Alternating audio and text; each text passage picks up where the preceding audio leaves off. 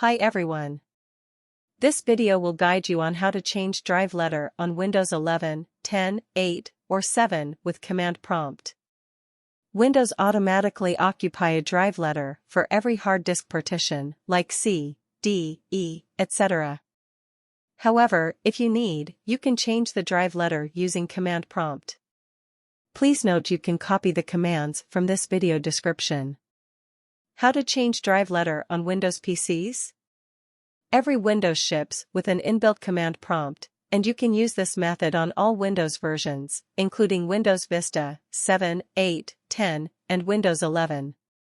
To change a drive letter using CMD or Command Prompt window, first, click on the Start button. Then, type CMD or Command Prompt. In the search results, right-click on Command Prompt, and select the Run as Administrator option. On the Command Prompt window, type diskpart and hit Enter key from the keyboard.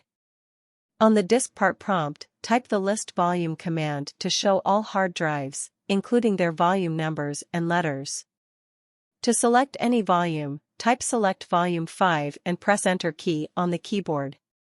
In my example, we are selecting Volume 5. If you want to change the volume letter of another partition, then change number 5 accordingly. Now, to change the drive letter, type assign letter equals M and press Enter key on the keyboard.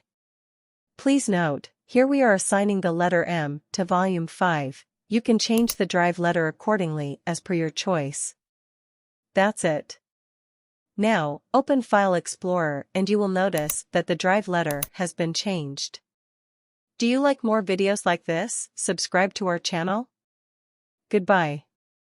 See you in the next video.